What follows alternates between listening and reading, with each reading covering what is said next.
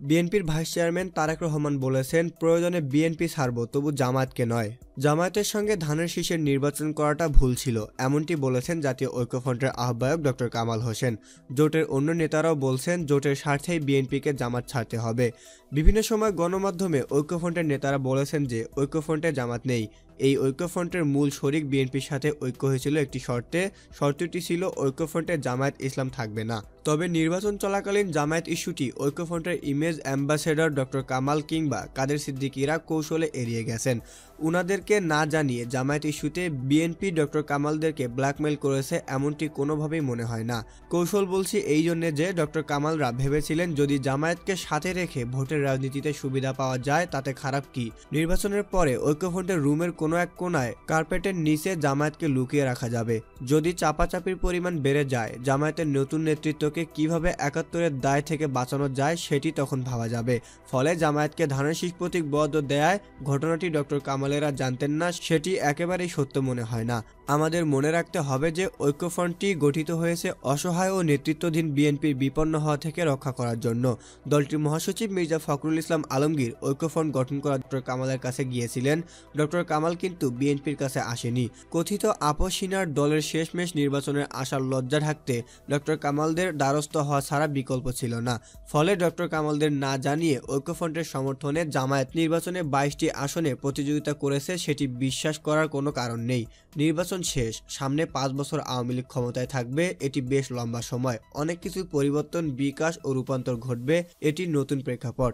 এমত অবস্থায় জামায়াতের মতো একটি ঘৃণিত জঙ্গি ডিপোর সাথে থেকে নিজেদের ইমেজকে আর ধ্বংস করতে ডক্টর কামালেরা চাচ্ছেন না।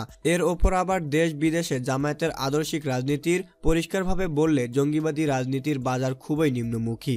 জামায়াতকে পাশে রেখে দেশের তরুণ প্রজন্ম কিংবা প্রগতিশীল অংশের সমর্থন পাওয়ার সম্ভাবনা একেবারেই নেই। দেশের বিভিন্ন শ্রেণী পেশার মানুষ যেভাবে আওয়ামী লীগের পাশে দাঁড়িয়েছে, সেখান থেকে তাদের ফিরিয়ে আনা খুবই কঠিন। সবচেয়ে বড় কথা, বাংলাদেশের রাজনীতিতে, বিশেষ করে ক্ষমতার রাজনীতিতে স্বাধীনতা বিরোধীদের স্থান শুরু থেকে শুরুতর হয়ে আসছে। সরকারের পাশাপাশি বিরোধী দলেও স্বাধীনতা পক্ষের শক্তি থাকুক, সেটি ক্রমশ গণদাবিতে পরিণত হচ্ছে। বিষয়গুলি হয়তো ডক্টর কামালেরা বুঝতে পেরেছেন। জামায়াত প্রশ্নে বিএনপির সাথে, বিশেষ করে তারেক রহমানের সাথে ঐক্যফ্রন্টের সাইনবোর্ডওয়ালা ডক্টর কামালদের পার্থক্য এখানেই। জামায়াতের সাথে তারেক রহমানের আর্থিক ও আত্মিক সম্পর্ক থাকলেও ডক্টর কামালদের এখনও সেই সুযোগ হয়নি। ফলে ডক্টর কামালেরা জামায়াত প্রশ্নে বিএনপিকে ছাড় দেবে না বলেই মনে হয়। তাছাড়া বাংলাদেশের রাজনীতির প্রতি দেশের বাইরের পরাশক্তি দেশগুলোর দৃষ্টিভঙ্গিও জামায়াত প্রশ্নে ডক্টর কামালদের চিন্তার পরিবর্তনটি প্রাসঙ্গিক। জামায়াতকে সাথে রেখে মার্কিনীদের পরোক্ষ সমর্থন পাওয়া গেলেও দক্ষিণ এশিয়ার ভূ রাজনীতির কারণে মার্কিনীরা প্রত্যক্ষ সমর্থন করবে না।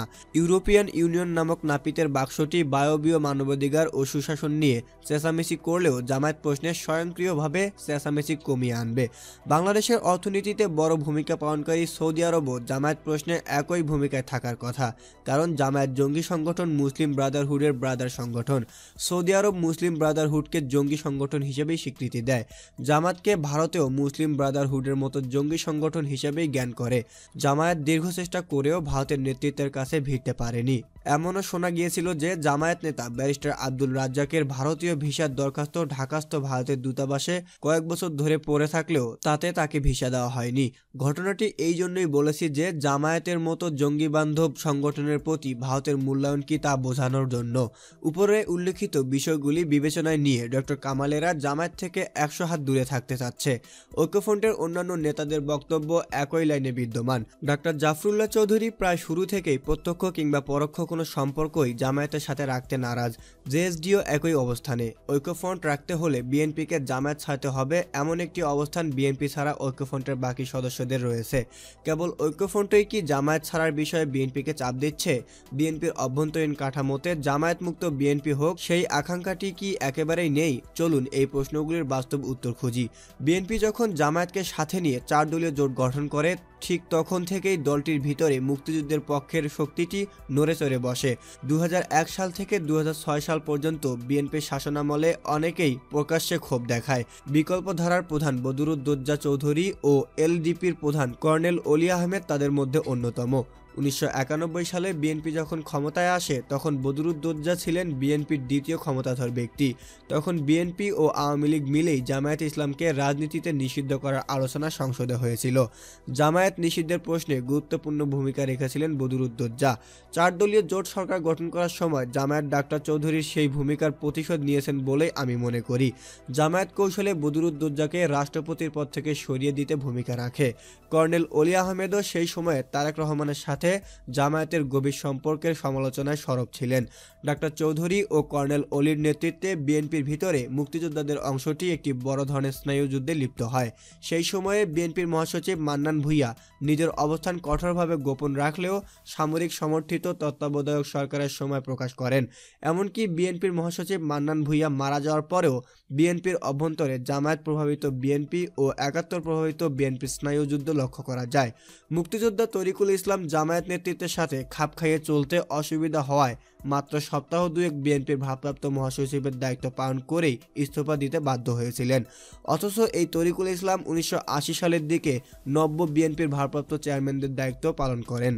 2001 সাল উত্তর বিএনপির সামগ্রিক রাজনীতি নির্মোহভাবে বিশ্লেষণ করলে, বিশেষ করে দলটির 1991 থেকে 1996 সালের রাজনীতির সাথে তুলনা করলে জামায়াত রাজনীতির প্রতি বিএনপির ধ্বংসাত্মকভাবে ঝুঁকে পড়ার চিত্রটি স্পষ্টভাবে বোঝা যায়। বিএনপি ও জামায়াত রাজনীতির মধ্যে আদর্শিক পার্থক্য থাকলেও দল দুটির রাজনীতি একই বৃত্তে অবস্থান করে। জামায়াত যে ক্যান্সারের মতো বিএনপিকে নীরবে স্টেজ 3-তে নিয়ে গেল এবং এখনও বিএনপিকে চিকিৎসাবিহীন করে রাখল, এতে বিএনপির তৃণমূল পর্যায়ের নেতাদের প্রক্রিয়া দেখলে একটি বিষয় বেশ পরিষ্কার, দলটি জঙ্গি ডিপো জামায়াতমুক্ত হোক সেই আকাঙ্ক্ষাটি বিএনপির নেতাকর্মীদের মধ্যে রয়েছে। আমার এই দাবির সপক্ষে 3টি উদাহরণ দিতে চাই। উদাহরণ 1, জাতীয় ঐক্যফ্রন্টের আহ্বায়ক ডক্টর কামাল হোসেন যখন বিএনপিকে জামাত ছাড়ার জন্য আবারও জোর দাবি জানালেন, তখন বিএনপির কোনো দলগত প্রতিক্রিয়া জানা না গেলেও বিএনপির স্থায়ী কমিটির সদস্য মাহবুবুর রহমানের প্রতিক্রিয়াটি প্রণিধানযোগ্য। তিনি বলেন, বিএনপি মুক্তিযুদ্ধে বিশ্বাসী দল, জাতীয় ঐক্যফ্রন্টের স্বার্থে বিএনপি জামায়াত ছাড়বে কিনা সেটি দল চিন্তা করবে, আলোচনা করবে। তিনিও ডক্টর কামালের সাথে একমত পোষণ করে বলেন যে নির্বাচনে জামায়াতকে সাথে নেওয়া ঠিক হয়নি। উদাহরণ 2, সামাজিক যোগাযোগ মাধ্যম ফেসবুকে বিএনপির ছাত্র সংগঠন ছাত্র দলের প্রাক্তন কেন্দ্রীয় সাধারণ সম্পাদকের ওবায়দুল হক নাসিরের একটি মন্তব্য দেখতে পেলাম, তার কিছু অংশ আপনাদেরকে পড়ে শোনানো হচ্ছে। নিয়মিত 2 বেলা নয়াপল্টনের কবিতা পাঠ বন্ধ করুন। খুব সম্ভবত আবাসিক নেতা রুহুল কবির রিজভির দিকে আঙ্গুলি নির্দেশ করেছেন। গুলশান সিন্ডিকেট থেকে দল মুক্ত করুন, দলের ভিতরে গণতান্ত্রিকভাবে নেতৃত্ব নির্বাচন করুন, ক্ষমতা আর সংলাপ দয়া করে মাথা থেকে বাদ দেন। দেশনেত্রী বেগম খালেদা জিয়া বলেছেন, সংসদের বাইরেও জনগণের কথা বলার জন্য বিরোধী দল থাকে, সেভাবেই থাকুন, জামায়াত ঐক্যফ্রন্ট থেকে বের হয়ে আসুন। হেভি ওয়েট নামধারী নেতাদের কাছ থেকে নির্যাতনে পাতলা হয়ে যাওয়া কর্মীদের বাঁচতে দিন। নির্বাচন সংলাপ পরে, অন্যথায় ধ্বংস। উদাহরণ 3, আমার পরিচিত একজন কাছের বন্ধু বিএনপির রাজনীতির সাথে যুক্ত পারিবারিকভাবেই। আজ পর্যন্ত তাকে বলতে শুনলাম না যে বিএনপির ক্ষমতায় যাওয়া উচিত, বরং প্রতিবারই যা বলেন তা হলো জামায়াত প্রভাবিত বিএনপি ক্ষমতায় গেলে দেশটি ধ্বংস হয়ে যাবে। বিএনপির আগে উচিত জামায়াতের নীল বিষের সবল থেকে নিজেকে রক্ষা করার রাজনীতি শেখা, ক্ষমতায় পরেও যাওয়া যাবে। এখন প্রশ্ন হলো, বিএনপির বর্তমান কর্ণধার ইমেজবিহীন নেতা তারেক রহমান কি উপর উল্লিখিত বিষয়গুলি সম্পর্কে জানেন না? উত্তর হলো, তিনি অবশ্যই জানেন। তাহলে প্রশ্ন থাকে, জঙ্গি ডিপো জামায়াতকে কেন তিনি ছাড়তে পারছেন না? না ছাড়তে পারার 2টি কারণ রয়েছে। ধারণা করা হয় যে জামায়াত ও বিএনপির আদর্শ প্রায় 20 থেকে 25% ওভারল্যাপিং হয়। দল দুটিও ডানপন্থী, ভারত বিরোধিতা, কথিত বাংলাদেশি জাতীয়তাবাদ কিংবা সংখ্যালঘু জনগোষ্ঠীর প্রতি বিরাগভাজন পূর্ণ মানসিকতা দল দুটির পুঁজি। সেই ধারণা থেকে বলা যায় বিএনপির 20 থেকে 25% নেতাকর্মী জামায়াত বান্ধব। উদাহরণ দিলেই এই দাবিটির সত্যতা দেখতে পাবেন। জামায়াত প্রতিনিধি হিসেবে সালাউদ্দিন কাদের চৌধুরী বিএনপির স্থায়ী কমিটির সদস্য ছিল, এমনকি ডক্টর খন্দকার মোশাররফ হোসেনও তাই। ফলে জামায়াতকে সরিয়ে দিয়ে বিএনপির মধ্যে 20 থেকে 25% জামায়াতপন্থীদের প্রতি কোনো ঋণাত্মক বার্তা দিয়ে তারেক রহমান প্রস্তুত নয়। দ্বিতীয়ত, জামায়াত বিএনপির সাথে জোট করার পর থেকেই জামায়াত কৌশলে ক্রিসপাস প্রযুক্তি ব্যবহার করে তারেক রহমানের রাজনৈতিক ডিএনএ এর রূপান্তর ঘটিয়েছে। তারেক রহমানকে আপনি বোঝালেন জামায়াত বিএনপির জন্য ক্ষতিকর।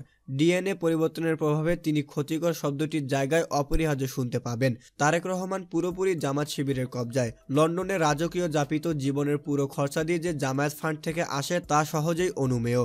আপনাদেরকে মনে রাখতে হবে, জামায়াত শিবিরের উপকার নিয়েও কোনো ছেলে কিংবা মেয়ে স্বাবলম্বী হওয়ার পরে সে জামায়াত শিবিরের রাজনীতি করেনি, তেমন একটি উদাহরণ আপনাদের সামনে নেই। ফলে বিএনপির একটি তৃণমূল কর্মী জামায়াতকে ছেড়ে মুক্তিযুদ্ধের আদর্শ ভিত্তিক রাজনীতি করার জন্য বুকফাটা চিৎকার ক্রিসপার প্রযুক্তির দ্বারা রূপান্তরিত তারেক রহমানের কাছে চেঁচামেচি মনে হবে। বলা যায় বিএনপির স্থায়ী কমিটির সদস্য মাহবুবুর রহমান কিংবা ওবায়দুল হক নাসিরের অনুধাবনগুলি তারেক রহমানের কাছে একেবারেই মূল্যহীন। তাহলে প্রশ্ন হলো, তারেক রহমান কি জামায়াতকে ছাড়বে না? জঙ্গিদ্বীপ জামায়াতকে যেহেতু বিএনপি গত 2 দশকে ছাড়তে পারেনি, আগামী 2 দশকেও সেটির সম্ভাবনা কম। তারেক রহমানের জামায়াত নির্ভরশীলতা, বিশেষ করে জামায়াতের প্রতি তারেক রহমানের অর্থনৈতিক নির্ভরতা গত 2 দশকে আরও বেড়েছে। নির্বাচনের পরে সরকার তারেক রহমানকে দেশে ফিরিয়ে আনার প্রত্যয় ব্যক্ত করেছে। সরকারের এমন তৎপরতা থেকে বাঁচতে তারেক রহমানকে যুক্তরাজ্যের জামায়াত প্রতিষ্ঠিত রাজনৈতিক ও সামাজিক সংগঠনের কাছেই দ্বারস্থ থাকতে হবে। এমতো অবস্থায় তারেক রহমানের পক্ষে জামায়াতকে ত্যাগ করা সম্ভব নয়। বিএনপির যে অংশটি এখনও জামায়াত মুক্ত, বিএনপির চিন্তা করেন তাদের উচিত ফ্যান্টাসি বাদ দিয়ে বাস্তবতায় ফিরে আসা। তারেক রহমান যদি জামায়াতকে ছেড়ে দেওয়ার কথা চিন্তাও করে এবং জামায়াত শিবির তা বুঝতে পারে, তারেক রহমানের জীবন বড় ধরনের সংকটে পড়বে। প্রয়োজনে তারেক রহমান বিএনপির রাজনীতি থেকে সরে যাবেন, তবুও জামায়াতকে ছাড়বেন না।